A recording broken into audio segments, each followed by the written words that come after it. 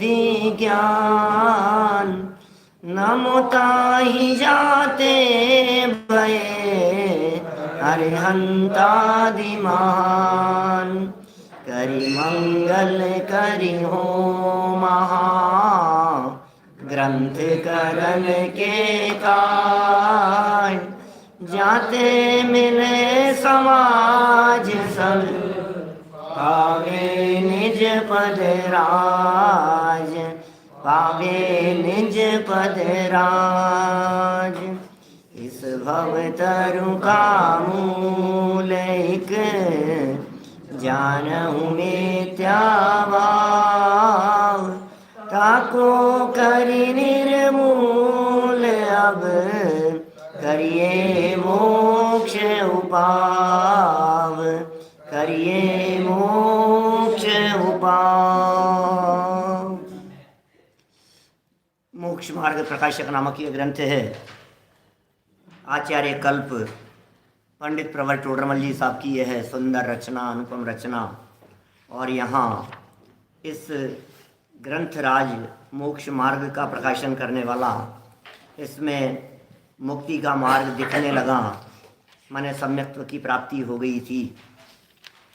सम्यक्त्व सन्मुख जीव थे और उन सम्यक्त्व सन्मुख जीवों को सन्मुखता छूटकर प्राप्त हो गया सम्यक्त्व, प्रथमोपशम सम्यक दर्शन की प्राप्ति हो गई।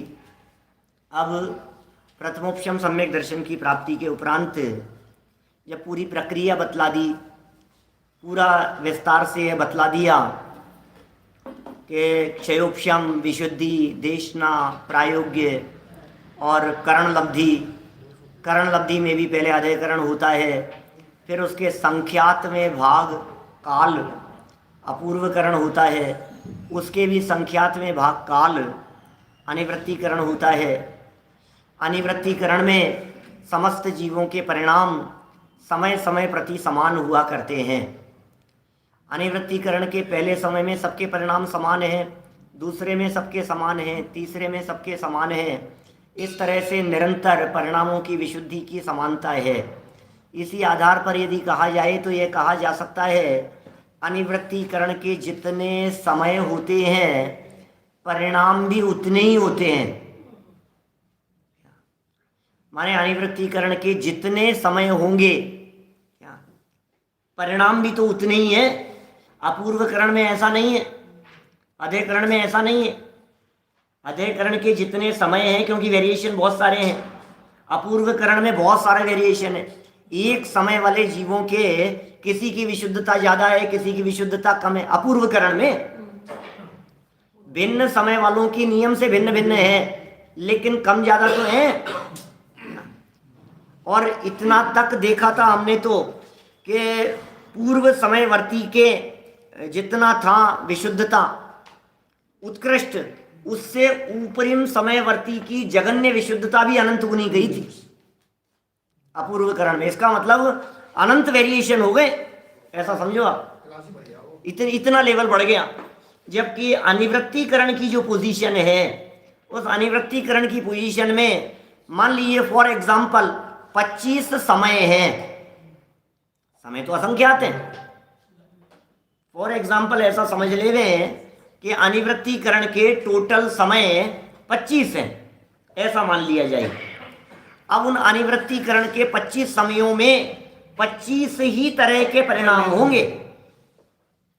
मान लीजिए उदाहरण के तौर पर अनिवृत्तिकरण के टोटल समय 200 हैं, तो 200 ही तरह के परिणाम होंगे, क्योंकि पहले समय वाले के परिणाम त्रिकालवर्ती समान, दूसरे समय वाले के त्रिकालवर्ती समान, तीसरे समय वाले के त्रिकालवर्ती समान।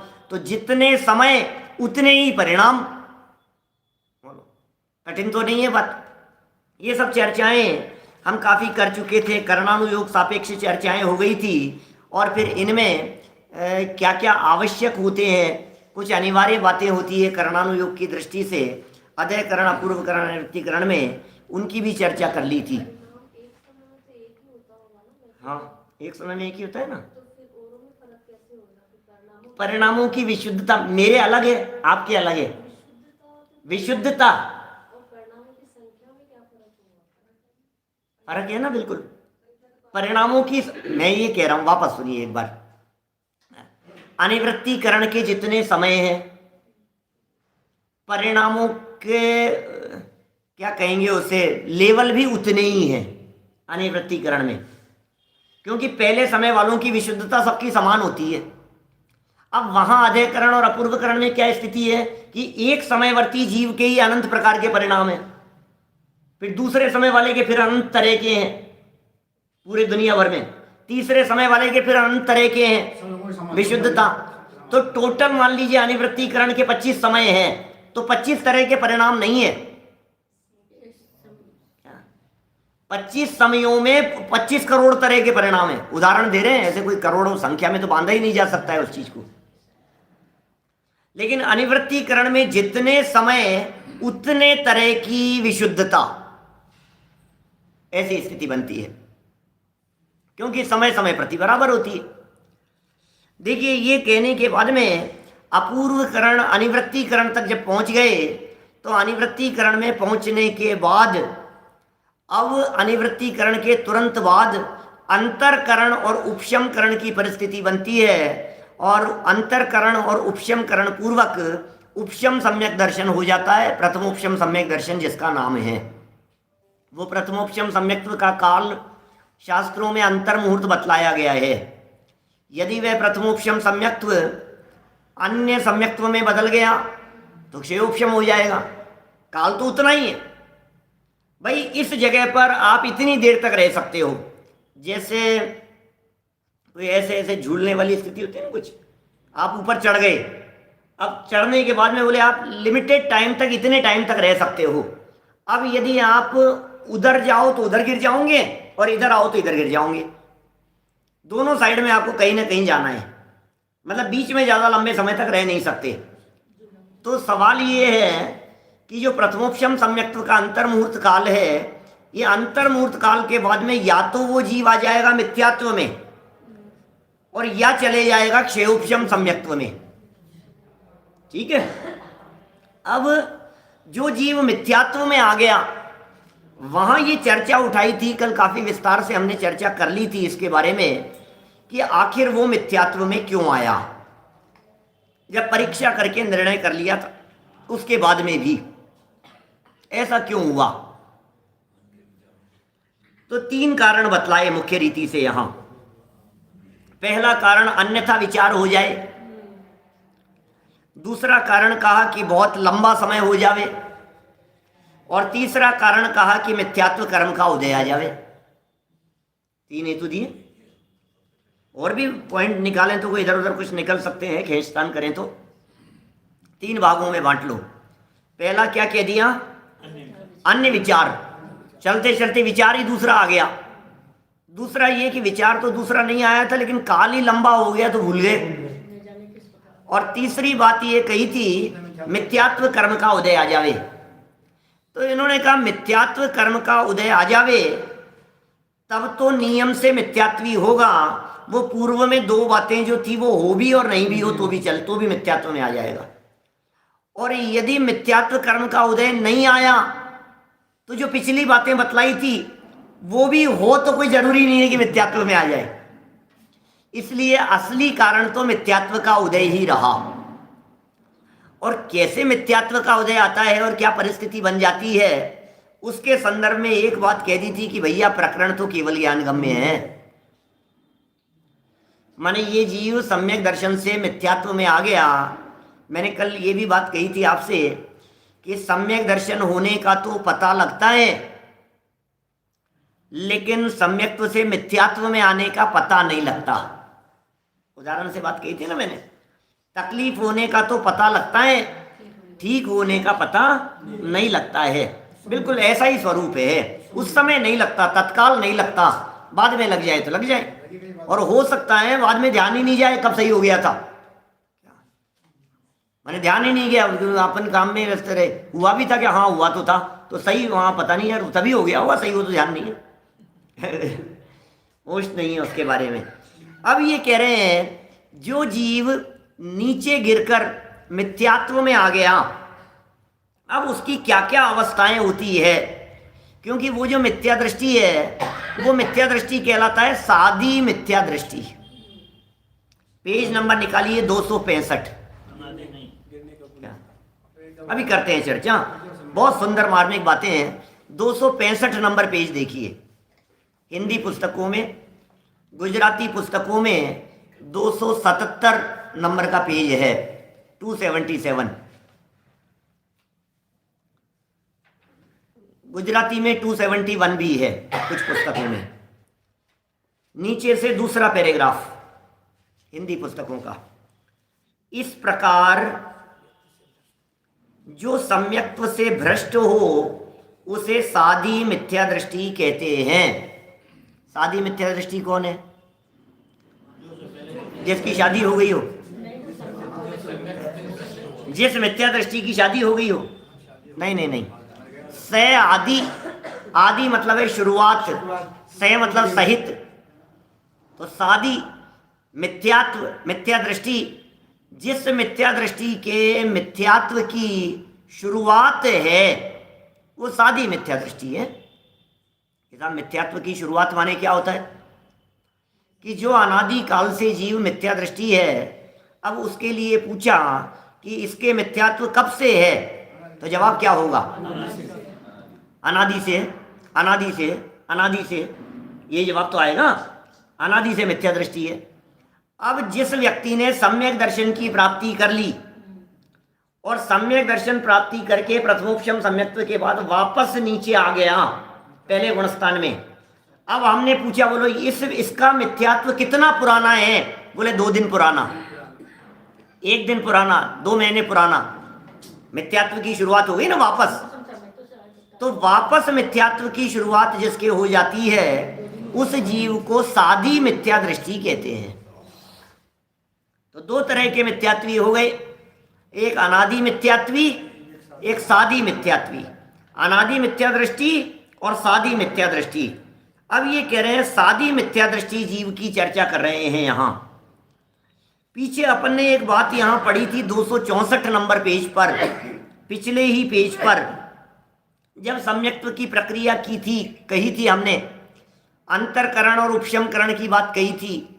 वहाँ यह बतलाया था कि अनादि मिथ्या दृष्टि जीव के एक अकेला दर्शन मोहनीय जैसे मिथ्यात्व कहते हैं वही था अनादि मिथ्या दृष्टि के।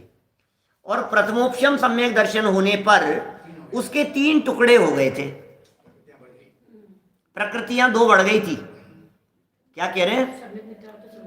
अनादि मिथ्या दृष्टि जीव के मिथ्यात्व की एक ही कर्म प्रकृति थी दर्शन मोहनी की, एक बड़ा गोला था मिथ्यात्व का। और बाद में क्या हुआ, जैसे ही प्रथमोपशम सम्यक्त्व हुआ इस पर चोट पड़ी, इस मिथ्यात्व पर, और मिथ्यात्व के 3 टुकड़े हो गए, जिनमें एक का नाम मिथ्यात्व, दूसरे का सम्यक मिथ्यात्व और तीसरे का सम्यक्त्व मोहनीय। ध्यान देना, शब्द आप लोग लिखेंगे और दिमाग में रखेंगे तो समझ में आएगी बात, विषय वस्तु क्लियर होगी। पहले का नाम मिथ्यात्व, दूसरे का नाम सम्यक मिथ्यात्व। सम्यक मिथ्यात्व को दूसरे शब्दों में कहें तो क्या कहेंगे? मिश्र। सम्यक मिथ्यात्व डबल है ना, मिश्र। तो कहीं तो आपको सम्यक मिथ्यात्व शब्द मिलेगा, कहीं आपको मिश्र शब्द मिलेगा। क्या?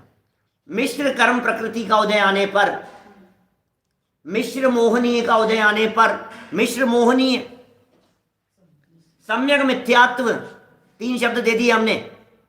देवीलाल जी साहब क्या कह रहे हैं देखो, दर्शन मोहनी के 3 भेद थे ना, मिथ्यात्व, मिथ्यात्व का नाम तो मिथ्यात्व ही है, ठीक है। अब दूसरी कर्म प्रकृति जो है इसका नाम सम्यक मिथ्यात्व या फिर मिश्र कर्म प्रकृति या फिर मिश्र मोहनीय, ये सेकंड है। फिर तीसरे का नाम सम्यक्त्व मोहनीय, सम्यक्त्व मोहनीय या सम्यक्त्व प्रकृति, ऐसा कह सकते हैं। पहले वाले में मिथ्यात्व है, दूसरे वाले में मिक्स है और तीसरे वाले में सम्यक्त्व का अंश है तो यहां भी वही, लेकिन सम्यक्त्व मोहनीय इस सम्यक्त्व मोहिनी को सम्यक्त्व प्रकृति भी कहते हैं। क्या कह दिया, कितने शब्द कह दिए, कंफ्यूज तो नहीं हो रहे हैं आप लोग? पेपर पेन हाथ में उठाओ और बार बार लिखो उसको फटाफट, बिना लिखे नहीं ख्याल में आएगा, नहीं तो कंफ्यूज होते रहेंगे। कभी कोई शब्द बोल दिया तो आपको लगेगा ही नहीं कि कौन सी प्रकृति की चर्चा चल रही है, उलझ जाएंगे। तीसरी कर्म प्रकृति के अंदर सम्यक्त्व की मुख्यता है। सम्यक्त्व मोहिनी नाम है उसका। सम्यक्त्व मोहिनी में अभी सब समझ में आएगा। अभी सब सम्यक्त्व मोहिनी का मतलब मोहिनी तो था लेकिन सम्यक्त्व था, तो सम्यक्त्व मोहिनी कर्म प्रकृति ये देशघाती कर्म प्रकृति है। जानते हैं ना आप लोग? देशघाती और सर्वघाती याद कराई थी आपको, 21 और 26। बहुत अच्छा। 21 कर्म प्रकृतियां काई की थी? सर्वघाती की। 26 देशघाती की। बराबर। अभी ये कह रहे हैं कि ये जो है लास्ट वाली नाम इसका सम्यक्त्व मोहिनी है या सम्यक्त्व प्रकृति। सम्यक्त्व मोहिनी है, सम्यक्त्व प्रकृति। ये सम्यक दर्शन से गिराती नहीं है क्या? ये सर्वघाती प्रकृति नहीं है, ये देशघाती है क्या? तो ये विचलित करने का काम करती है। सम्यक्त्व में मोह की वजह से थोड़ा सा जो विचलित पना हुआ, इसका नाम है सम्यक्त्व मोहिनी है। सम्यक दर्शन में, सम्यक्त्व के काल में जब इस तीसरी कर्म प्रकृति का उदय आ जावे, जिसका नाम था सम्यक्त्व मोहिनी है, तो सम्यक्त्व में मोह के कारण थोड़ी मलिनता, थोड़ा झटका लगा, ऐसा है। सम्यक्त्व मेंटेन रहता है लेकिन सम्यक्त्व नहीं गिरता है। ठीक है। बीच वाली का नाम क्या था? मिश्र सम्यक मिथ्यात्व। इस कर्म प्रकृति में अलग स्थिति होगी, इस कर्म प्रकृति की अलग स्थिति होगी, और ये जो थी फर्स्ट, इसका नाम था मिथ्यात्व, इनमें अलग स्थिति होगी। ये तीन कब बन गई? जब सम्यक दर्शन हुआ था ना, तब तीन टुकड़े हुए थे, अदरवाइज तीनों जुड़े हुए थे। एक अखंड शिला थी दर्शन मोहिनी की, ऐसी मिथ्यात्व की एक अखंड शिला थी, और ये अखंड शिला के ऊपर सम्यक्त्व रूपी बिजली गिरी, प्रहार हुआ, तो इसके तीन टुकड़े हो गए।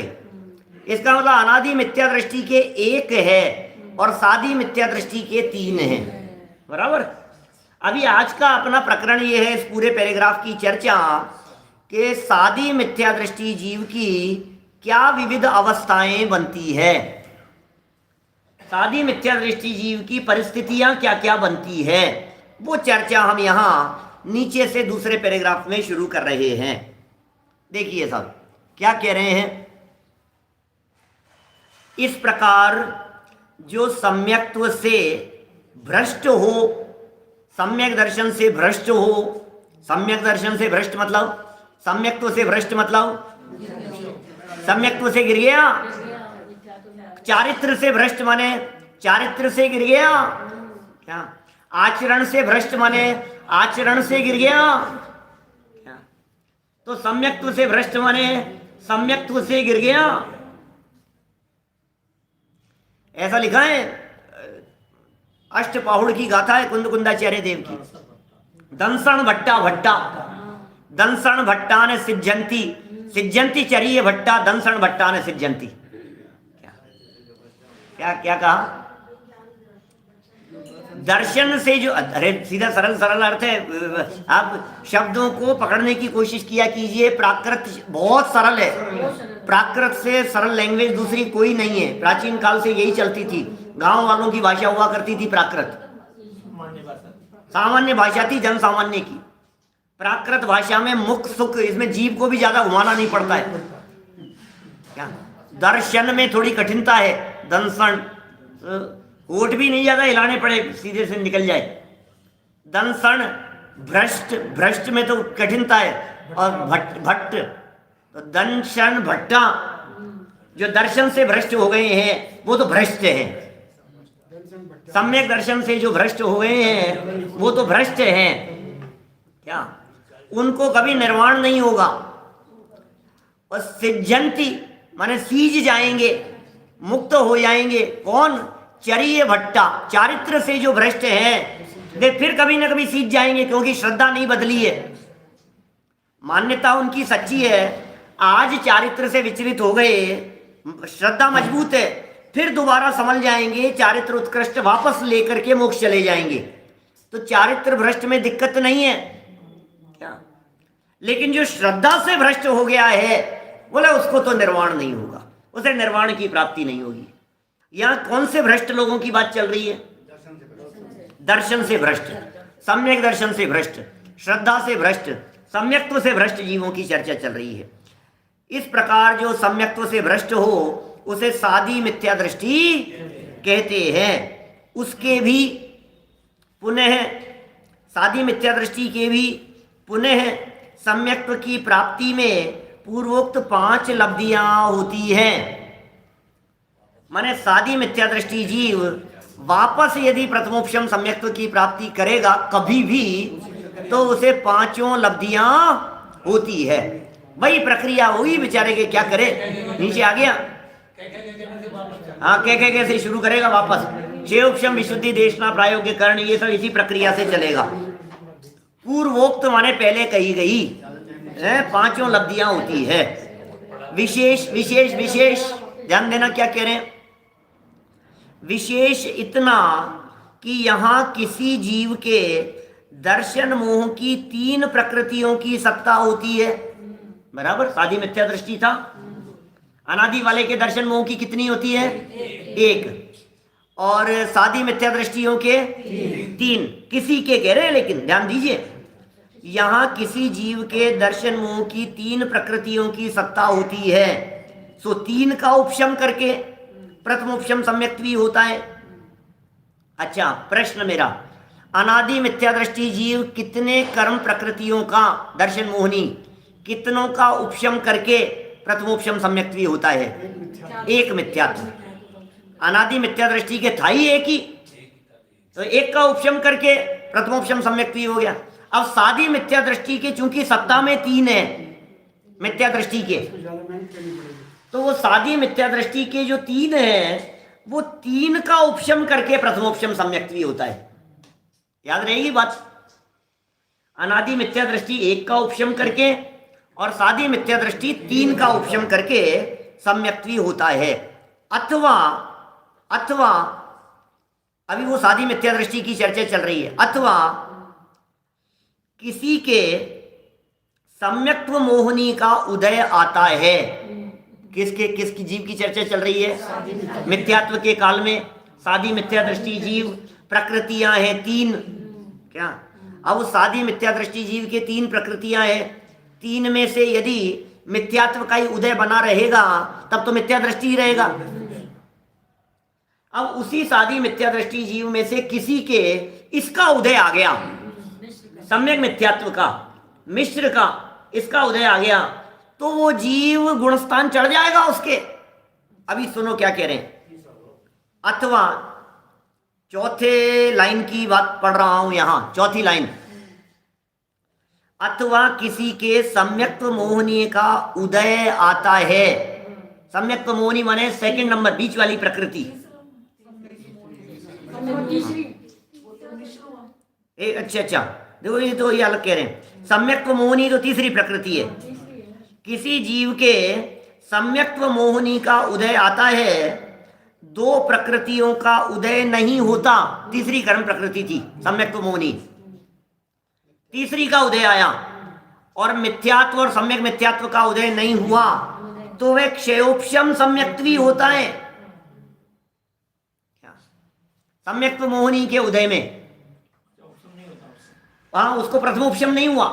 इसका मतलब सादी मिथ्या दृष्टि जीव वापस प्रथमोपशम सम्यक्त्व करे ये जरूरी नहीं है। क्या?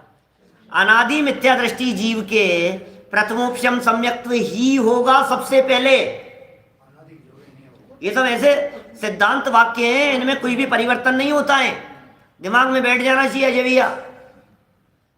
पूछूंगा वापस, अनादि मिथ्या दृष्टि जीव के कौन सा सम्यक्त्व होता है? प्रथमोपशम सम्यक्त्व। सादी मिथ्या दृष्टि जीव के कौन सा सम्यक्त्व होता है? क्षयोपशम या प्रथमोपशम भी हो सकता है क्या भाई? सादी मिथ्या दृष्टि जीव के प्रथमोपशम भी हो सकता है और क्षयोपशम भी हो सकता है। ये कह रहे हैं कि जिसके सत्ता में 3 हो गई थी, 2 का उदय नहीं आया, तीसरी का उदय यदि आया तो वो क्षयोपशम सम्यक्त्व भी होता है, बराबर। और इसके गुण श्रेणी आदि क्रिया नहीं होती और अनिवृत्तिकरण भी नहीं होता,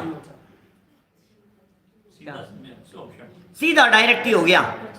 माने सादी मिथ्या दृष्टि था, अब इसके अनिवृत्तिकरण आदि नहीं होता, गुण श्रेणी नहीं होती, क्योंकि इसके तो सारा वो सब टुकड़े हो चुके थे।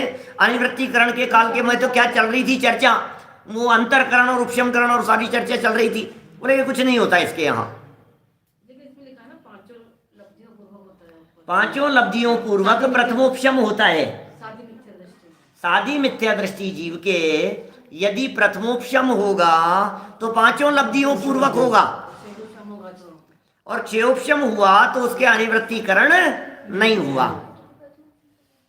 देखिए, तथा किसी को मिश्र मोहनी का उदय आता है। अभी मिश्र मोहनी कौन है भैया? मिश्र मोहनी सम्यक मिथ्यात्व एक ही बात है, सम्यक मिथ्यात्व दोनों मिश्र। तो सम्यक मिथ्यात्व कर्म प्रकृति का मतलब मिश्र मोहनी है, बीच वाली कर्म प्रकृति। तो किसी को मिश्र मोहनी का उदय आता है, 2 प्रकृतियों का उदय नहीं होता, वह मिश्र गुणस्थान को प्राप्त होता है। मिश्र कौन से गुणस्थान का नाम है? नाम बताओ। हैं? क्या बात कर रहे हो? कौन सा होगा? पक्का लॉक कर दिया जाए, है ना। पहले गुणस्थान का नाम मिथ्यात्व, दूसरे गुणस्थान का नाम सम्यक मिथ्यात्व, तीसरे गुणस्थान का नाम, अरे सम्यक मिथ्यात्व प्रकृति है। पहले गुणस्थान का नाम मिथ्यात्व, दूसरे का नाम सासादन, तीसरे गुणस्थान का नाम मिश्र, तीसरे गुणस्थान का नाम मिश्र गुणस्थान। तो बोले ये तीसरा गुणस्थान होता है दूसरी के उदय में। क्या क्या कह दिया? दूसरी जो कर्म प्रकृति थी ना, नाम क्या था उसका? मिश्र मोहनी। सम्यक मिथ्यात्व कहो या मिश्र मोहनी कहो, एक ही बात है। तो बोले किसी को मिश्र मोहनी, अब टोडरमल जी मिश्र मोहनी लिख रहे हैं ना, मैं क्या करूं? आप तो एक ही नाम रख लो, सम्यक मिथ्यात्व, लेकिन यहां तो मिश्र मोहनी लिखा है, तो बिल्कुल कंफ्यूजन, इसलिए मैंने लिखवाया है। क्या किसी को मिश्र मोहनी का उदय आता है, 2 प्रकृतियों का उदय नहीं होता। कौन सी 2 का नहीं होता? मिथ्यात्व का, सम्यक्त्व मोहनी का। माने इसका नहीं होता और इसका नहीं होता, इसका होता है किसी के। तो क्या होगा भाई साहब? वह मिश्र गुणस्थान को प्राप्त होता है, उसके करण नहीं होते, करण नहीं होते उसके। एक छोटा सा प्रश्न है मेरा, आपसे छोटी सी बात कहनी है मुझे इतना बतलाइए कि पहले गुणस्थान वाला जीव, सादी मिथ्या दृष्टि का गुणस्थान कौन सा था? पहला। और ये जो मिश्र गुणस्थान का है, ये कौन सा है? तीसरा। इसका मतलब पहले गुणस्थान से कोई तीसरे में भी आ सकता है, लेकिन कौन? सादी मिथ्या दृष्टि। 3 टुकड़े थे ना जिसके, क्या जिसके जीवन में 3 टुकड़े थे, वही जीव तो सम्यक मिथ्यात्व का उदय आ सकता है, सम्यक्त्व मोहनी का, सम्यक्त्व मोहनी नहीं, सम्यक मिथ्यात्व का, मिश्र मोहनी का। मिश्र मोहनी का उदय किसके आएगा? जिसके मिश्र मोहनी है उसके आएगा। अरे भाई, जिसके मिश्र मोहनी होगी उसी के तो उदय आएगा। और मिश्र मोहनी किसके है? सादी मिथ्या दृष्टि के। तो मिश्र मोहनी चूंकि सादी मिथ्या दृष्टि के है, इसलिए उदय भी उसी के आता है। और मिश्र मोहनी का उदय आने पर गुणस्थान तीसरा होता है। इसका मतलब पहले गुणस्थान से तीसरा गुणस्थान भी आ सकता है। देखिए, ध्यान दीजिएगा, थोड़ा सा जटिलता तो नहीं हो रही है, सबको समझ में आ रहा है। उपयोग की एकाग्रता लेकिन जरूर चाहिए। बात ऐसी है कि हमने कहा पहले से कौन सा गुणस्थान होता है? बोले चौथा ही होता है।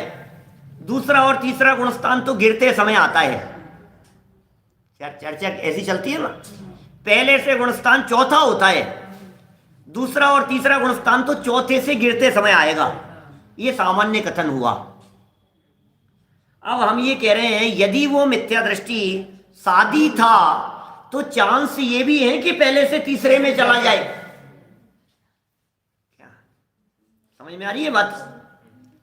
पहले से तीसरे में कौन जाएगा? जिसके मिश्र कर्म प्रकृति का उदय होगा। अरे भाई, मिश्र का उदय आया तो मिश्र गुणस्थान, सरल सी बात है।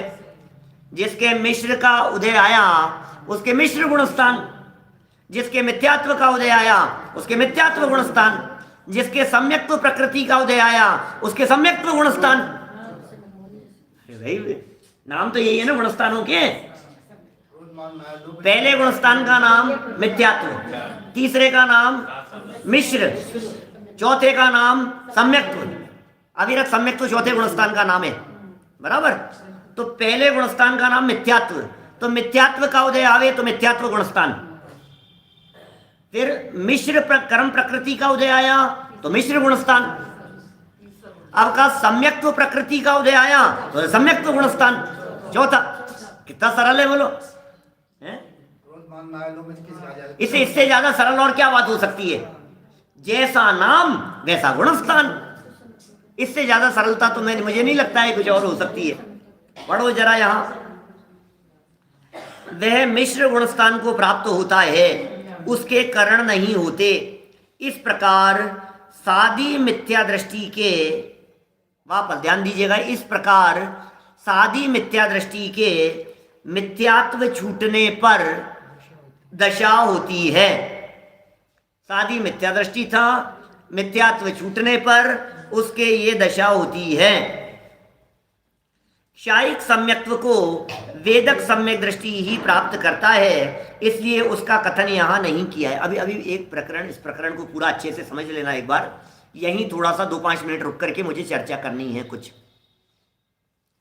सम्यक दर्शन का संबंध या सम्यक्त्व की घातक कर्म प्रकृति मिथ्यात्व है ना, दर्शन मोहनी है और अनंतानुबंधी भी कही जाती है। तो जब भी किसी जीव को सम्यक दर्शन की प्राप्ति होती है तो उसके सम्यक दर्शन का संबंध अनंतानुबंधी क्रोध, मान, माया, लोभ, चार तो ये, और मिथ्यात्व, सम्यक मिथ्यात्व और सम्यक्त्व प्रकृति या सम्यक्त्व मोहनी, जो भी कहो, 3 ये टोटल 7 प्रकृतियों से सम्यक दर्शन का संबंध होता है। इनके होने से, इनके नहीं होने से, इनमें से किसी का उदय, किसी का नहीं होगा, कोई दबेंगी, कोई नष्ट होंगी। क्या कहा हमने? 7 कर्म प्रकृतियों से सम्यक्त्व का संबंध है। क्या याद रखना है आपको? 7 कर्म प्रकृतियों से सम्यक दर्शन का संबंध है। 7 के नाम याद हैं सबको? 7 के नाम याद है सुबोध जी? एक मिथ्यात्व, एक सम्यक मिथ्यात्व, एक सम्यक्त्व मोहनी, फिर अनंतानुबंधी क्रोध, मान, माया और लोभ। 7 हो गई। अब बोले ये जो 7 कर्म प्रकृतियां हैं, मुझे बतलाइए अनादि मिथ्या दृष्टि, अभी अनादि सादी को छोड़ो, अभी दूसरी बात सुनो बीच में। इन 7 कर्म प्रकृतियों का उपशम होने से उपशम सम्यक्त्व, इन 7 कर्म प्रकृतियों के क्षय होने से क्षायिक सम्यक्त्व, इन 7 में से कुछ का क्षय और कुछ का उपशम होने से क्षय उपशम सम्यक्त्व। ख्याल में आ गई बात? क्या कहा? वापस अरुण जी वैसा क्या कह रहे हैं? 7 कर्म प्रकृतियां हैं, इन 7 यदि दब गई, दबने का नाम है उपशम, तो 7 दबी तो उपशम, 7 नष्ट हो गई तो क्षयिक, और 7 में से कुछ दबी और कुछ नष्ट हुई तो क्षय उपशम, क्षय उपशम, बराबर। अब मेरा प्रश्न यह है कि जो उपशम सम्यक्त्व हुआ, प्रथमोपशम सम्यक्त्व अनादि मिथ्या दृष्टि जीव के, तो कितनी कर्म प्रकृतियों का उपशम हुआ? अनादि मिथ्या दृष्टि जीव के 5 ही होगा, 7 ही नहीं उसके। अनादि मिथ्या दृष्टि जीव के टुकड़े ही नहीं हुए थे ना 3। क्या अनादि मिथ्या दृष्टि जीव के तो मिथ्यात्व, सम्यक मिथ्यात्व और सम्यक, ये 3 थे ही नहीं भाई साहब। अनादि के तो 5 ही होगा, 5 ही। क्या आरुषि बोलो, अनादि के तो 5 ही का होगा, क्योंकि 1 तो मिथ्यात्व और 4 वो। तो अनादि मिथ्या दृष्टि जीव के जब प्रथमोपशम सम्यक होता है तो कितने? 5। अब सादी मिथ्या दृष्टि जीव के जब प्रथमोपशम सम्यक होता है तो कितनी का? 7, क्योंकि शादी 7 फेरों पूर्वक होती है ना शादी। अभी सादी मिथ्या दृष्टि जीव के 7 है, तो 7 का उपशम होगा सादी मिथ्या दृष्टि जीव के, प्रथमोपशम सम्यक हो गया। अब सुनिए, गजब की बात कहता हूं, इन 7 कर्म प्रकृतियों के उपशम से जब उपशम सम्यक्त्व हो गया, अब सत्ता में 7 पड़ी हुई है, उपशम सम्यक्त्व है। बात ऐसी है, इन 7 में से किसी का भी उदय आ सकता है। ये दबी हुई है ना, ये उपशम माने दबी हुई है, 7 में से किसी का भी उदय आ सकता है। यदि इन 7 में से समझ लीजिए मिथ्यात्व का उदय आया तो वापस गुणस्थान पहला, मिथ्यात्व के उदय में गुणस्थान पहला। सम्यक मिथ्यात्व का उदय आया तो गुणस्थान तीसरा, मिश्र गुणस्थान। सम्यक्त्व मोहनी का उदय आया तो गुणस्थान चौथा बना रहेगा, लेकिन दोष, किंचित दोष, चलमलगाढ़ दोष। सम्यक्त्व मोहनी का जब उदय आता है तो चलमलगाढ़ दोष होते हैं, लेकिन गुणस्थान गिरता नहीं है।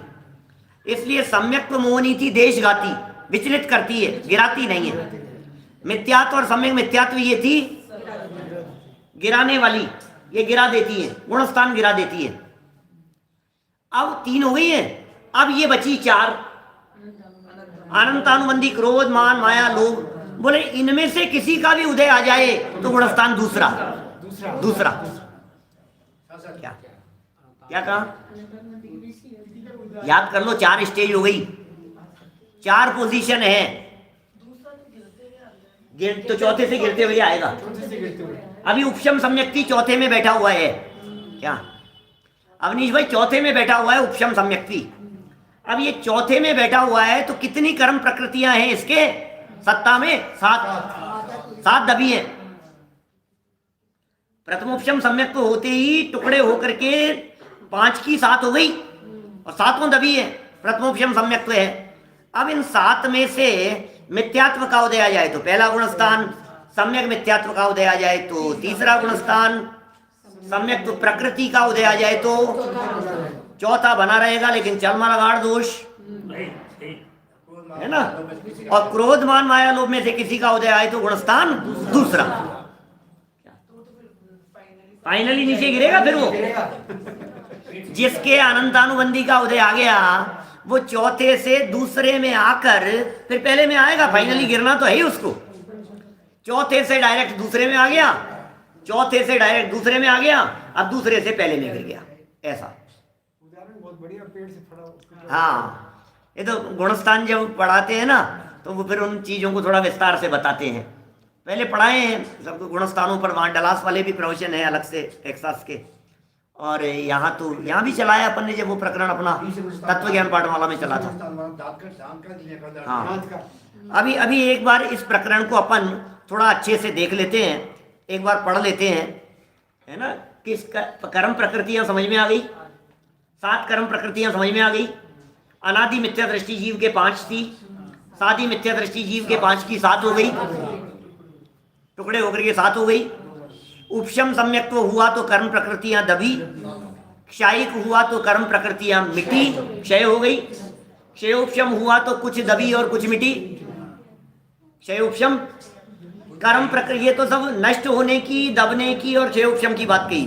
अब बात करो इनमें से कोई वापस उठ गई, इनमें से यदि कोई वापस उठ गई तो क्या स्थिति बनेगी? गुणस्थान गिरेगा। यदि तीसरी कर्म प्रकृति का उदय आया था तो चौथा ही बना रहा, और बाकी किसी का भी उदय आ गया तो गुणस्थान गिर गया। बराबर, सरल सी बातें हैं। सादी और अनादि में क्या अंतर बतलाया? सादी मिथ्या दृष्टि और अनादि मिथ्या दृष्टि में, अनादि काल से जो मिथ्यात्व में बैठा हुआ है वो अनादि मिथ्या दृष्टि, और जिसमें मिथ्यात्व में बैठे हुए का काल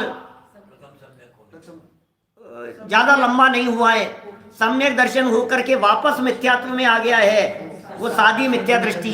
इसी तरह का कोई और भी प्रकरण ध्यान में आता है क्या शास्त्र का? बोलिए।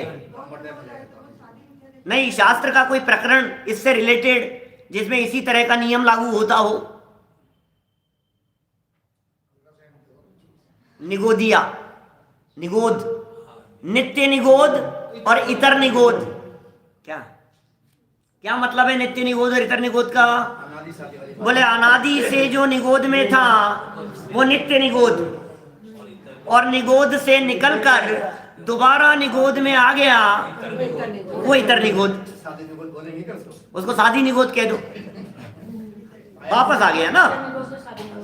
जिसका निगोद निगोद निगोद निगोद निगोद निगोद निगोद निगोद निगोद निगोद अनादि काल से निगोद ही था, वो अनादि निगोद, नित्य निगोद, नित्य माने अनादि से, जिसके निगोद दशा नित्य रही है।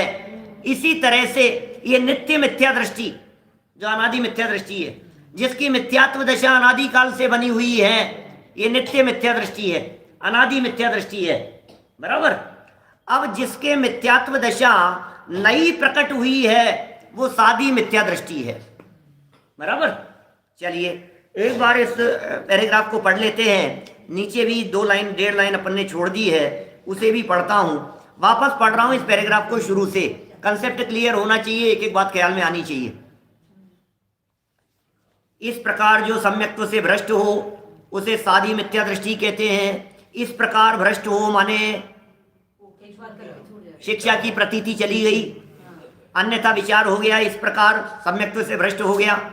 अन्यथा इस प्रकार का मतलब समझ लीजिए आप, काल लंबा हो गया तो सम्यक्त्व से भ्रष्ट हो गया। इस प्रकार सम्यक्त्व से भ्रष्ट माने मिथ्यात्व का उदय आया और सम्यक्त्व से भ्रष्ट हो गया। क्या फिर क्या कहें? उसे सादी मिथ्या दृष्टि कहते हैं। ये सादी मिथ्या दृष्टि की परिभाषा हो गई। अब सादी मिथ्या दृष्टि चूंकि मिथ्यात्व गुणस्थान में बैठा हुआ है तो दोबारा ऊपर तो आएगा कभी। कल परसों हमने कही थी टिकट यदि खो गया है तो कोई बात नहीं, वापस तो मिलेगा, मिलने की गारंटी है। हम दावे के साथ कह सकते हैं घर में ही खोया है ना, आज नहीं मिला तो कल मिलेगा, और कल नहीं मिला तो दिवाली की सफाई में मिलेगा। कभी तो मिलेगा। घर से जाएगा कहाँ? जमीन निकल गई कि आसमान खा गया, जाएगा कहाँ आखिर? घर का तो घर में ही है, मिलेगा उसे। तो सादी मिथ्या दृष्टि जी उसके भी पुनः सम्यक्त्व की प्राप्ति। जब वापस सम्यक्त्व की प्राप्ति हुई तो पूर्वोक्त 5 लब्धियां होती है। पहले कही गई 5 होती है। विशेष क्या बात है भाई साहब इसमें कि यहाँ किसी जीव के दर्शन मोह की 3 प्रकृतियों की सत्ता होती है, किसी किसी के दर्शन मोह की 3 कर्म प्रकृतियों की सत्ता होती है सादी मिथ्या दृष्टि के। अच्छा एक बात और समझ लेना, सादी मिथ्या दृष्टि जीव के भी 5 प्रकृतियों का उपशम होकर के प्रथमोपशम हो सकता है। क्या ध्यान ध्यान देना, वापस वापस वापस सुनो सुनो सुनो, थोड़ी थोड़ी सूक्ष्म बात है, थोड़ा उपयोग को एकाग्र करना, समझना। क्योंकि सादी मिथ्या दृष्टि के तो 3 हो गई थी भाई साहब, तो इसके तो 7 ही होना चाहिए ना प्रथमोपशम होते समय। कि सुनो, यदि काल बहुत लंबा बीत गया, बहुत लंबा काल बीत गया, बहुत बहुत लंबा काल बीत गया, क्या तो उसके 3 टुकड़े वापस जुड़ भी सकते हैं। क्या जो टुकड़े हुए थे ना वो वापस जुड़ भी सकते हैं। एक और नियम समझना, प्रथमोपशम सम्यक्त्व से छूटकर जब नीचे आया था और दोबारा प्रथमोपशम सम्यक्त्व होवे, इसमें असंख्यात वर्षों का अंतराल चाहिए। ये भी नियम है। वापस बोल रहा हूं, सारे कर्णानुयोग है भाई साहब, धर्म कांटा है, ये तो नियम ही नियम है। यहाँ तो यहां तो इधर से उधर नहीं हो सकते, धर्म कांटा है ये, इधर से उधर होने की गुंजाइश नहीं है इसमें। बात क्या कही, सादी मिथ्या दृष्टि जीव था, लेकिन वो सादी मिथ्या दृष्टि जीव का जिसके मिथ्यात्व के 3 टुकड़े हो चुके थे, उसके 3 टुकड़े वापस भी जुड़ जाते हैं और उसकी स्थिति अनादिवत हो जाती है। ये भी संभव है। ज्यादा डरा नहीं रहा हूं, अभी डरने की बात तो नीचे आएगी, कल जब चर्चा करेंगे। अभी तो सुनो बात क्या है। तो बोले ये भी संभव है। एक और नियम मैंने क्या बतलाया विनीत जी भाई साहब, एक और नियम ये कि प्रथमोपशम सम्यक्त्व छूटकर मिथ्यात्व में आया। अब दोबारा प्रथमोपशम सम्यक्त्व यदि हो तो असंख्यात वर्षों के अंतराल चाहिए उसमें। क्या प्रथमोपशम सम्यक्त्व छूटकर नीचे आया, क्या प्रथमोपशम सम्यक्त्व छूट करके नीचे आया। अब ये जीव क्षयोपशम सम्यक्त्व तो 10 मिनट में प्राप्त कर सकता है, पहले से वापस चौथे में जा सकता है। क्षयोपशम सम्यक्त्व तो 10-5 दिन में हो सकता है, लेकिन यदि प्रथमोपशम होगा तो असंख्यात वर्षों के अंतराल बाद में ही होगा, ऐसा नियम है। चलिए कहां तक आ गए अपन। विशेष इतना कि यहां किसी 2-3 मिनट लगेंगे साहब, पैराग्राफ पूरा करूंगा, ठीक है ना। क्या अनादि मिथ्या दृष्टि वत हो जाएगा, लेकिन है तो सादी मिथ्या दृष्टि। नहीं नहीं नहीं नहीं होगा, ऐसा नहीं। हो जाए तो हो जाए, नहीं हो तो नहीं भी होए। अर्ध पुद्गल परावर्तन के अंदर मोक्ष की प्राप्ति होगी, ये नीचे कह रहे हैं। देखो समय हो गया है अपना, फिर मेरे को ये पूरा करना है इसको। कल परिणामों की विचित्रता की बात करेंगे, एक बार इसको पूरा पढ़ ले अपन फटाफट। लोगों को जाना भी रहता है, ऑफिस का टाइम भी रहते हैं, सबके सुबह का समय है ना। तो उसके पुनः सम्यक्त्व की प्राप्ति हो 5 लब्धियां होती है। विशेष इतना कि यहाँ किसी जीव के दर्शन मोह की 3 प्रकृतियों की सत्ता होती है, तो 3 का उपशम करके प्रथमोपशम सम्यक्त्व होता है, बराबर। सादी मिथ्या दृष्टि था, 3 का उपशम करके हुआ। अथवा किसी के सम्यक्त्व मोहनी का उदय होता है 3rd नंबर, और 2 का उदय नहीं होता, वो क्षयोपशम सम्यक्त्व होता है, ये भी क्लियर है। उसके गुण श्रेणी आदि क्रिया नहीं होती और अनिवृत्तिकरण भी नहीं होता, ये नियम है वहां। तथा किसी के मिश्र मोहनी का उदय आता है, कौन सी प्रकृति, बीच वाली मिश्र मोहनी का उदय आता है। 2 प्रकृतियों का उदय नहीं होता, तो मिश्र मोहनी का उदय आया तो गुणस्थान, मिश्र गुणस्थान को प्राप्त होता है। इसके करण नहीं होते क्योंकि पहले से तीसरे में आया है। इस प्रकार सादी मिथ्या दृष्टि के मिथ्यात्व छूटने पर दशा होती है, ठीक है ना। क्षायिक सम्यक्त्व को वेदक सम्यक दृष्टि ही प्राप्त करता है। माने जब प्रथमोपशम सम्यक्त्वी था, वो क्षयोपशम सम्यक्त्व में बदला, और क्षयोपशम सम्यक्त्वी के जो क्षय और उपशम की स्थिति थी, अब वो धीरे धीरे वेदक होता हुआ ही क्षायिक सम्यक्त्व की प्राप्ति करेगा। मतलब क्रम है ये। तो क्षायिक सम्यक्त्व को वेदक सम्यक दृष्टि प्राप्त करता है, इसलिए उसका कथन यहाँ नहीं किया है। इस प्रकार सादी मिथ्या दृष्टि का काल कितना है। सादी मिथ्या दृष्टि का काल मतलब मिथ्यात्व में रहने का काल। सादी मिथ्या दृष्टि जीव यदि मिथ्यात्व में रहेगा, दोबारा मिथ्यात्व में आया तो कितने समय तक रहेगा। बोले जगन्य तो मध्यम अंतर मुहूर्त मात्र, कम से कम इतना तो रहेगा ही। और ज्यादा से ज्यादा यदि वो मिथ्या दृष्टि ही बना रहे तो बोले किंचित न्यून अर्ध पुद्गल परावर्तन मात्र काल जानना। मिथ्यात्व में आने के बाद में मैक्सिमम कितना, या तो टिकट तुरंत ही मिल गया, अभी खोया था और 2 मिनट में मिल गया टिकट, और या फिर सफाई में मिलेगा, फिर तो टाइम लंबा हो जाएगा। वेदक का अर्थ होता है सम्यक्त्व मोहनीय कर्म प्रकृति के वेदन की दशा, उसके उदय की दशा, वो वेदक सम्यक्त्व कहलाता है। जिस सम्यक्त्व में सम्यक्त्व मोहनीय नामक तीसरी कर्म प्रकृति का उदय होता है, जिस सम्यक्त्व में उसके उदय का वेदन होता है, उसे वेदक सम्यक्त्व कह देते हैं। ऐसा है। हाँ, क्षेयोपशम वेदक कह देते हैं। वैसे बनारसी दास जी ने नाटक समयसार में भी चर्चा की। अपन ने जब नाटक समयसार चलाया था ना 2002-3 में चल रहा था यहाँ यही मंदिर में, आप लोगों ने भी शायद उस समय शाम को शुरू किया था आना, आप भी थे, आप लोग तो थे ही और तो कई। तो 2002 में चल रहा था क्योंकि 2003 में जब मैं हमारी शादी हुई थी ना तब वो लास्ट प्रकरण चल रहा था उसका, जनवरी में 2003 में, ऐसा ध्यान है गुणस्थान वाला। तो देखो आप यहाँ उसमें वो क्या चर्चा की है, वो भी विशेष चर्चा है, कभी प्रसंग बनेगा तो उसकी चर्चा करेंगे। अभी ये कह रहे हैं कि यदि सादी मिथ्या दृष्टि जीव है तो मिनिमम तो अंतर्मूर्त मिथ्यात्व में रहे और मैक्सिमम अर्ध पुद्गल परावर्तन तक मिथ्यात्व में रहे, ऐसा स्वरूप है। किंचित न्यून अर्ध पुद्गल परावर्तन, विशेष चर्चा कल करेंगे। बहुत महत्वपूर्ण प्रकरण है कल का ये, देखो परिणामों की विचित्रता। माने विशेष रीति से अनेक बार इस प्रकरण को स्वतंत्र प्रवचनों में लेते हैं बहुत विद्वान, बहुत सुंदर प्रकरण है। कल इस चर्चा को आगे बढ़ाएंगे। अभी जन्मणि ज्ञानानंद स्वभावी हूँ मैं, ज्ञानानंद स्वभावी मैं हूँ अपने में स्वयं पूर्ण, परखी मुझ में कुछ दंग नहीं। मैं हर्ष रूपी अस्पर्शी, हर से कुछ भी संबंध नहीं। मैं रंग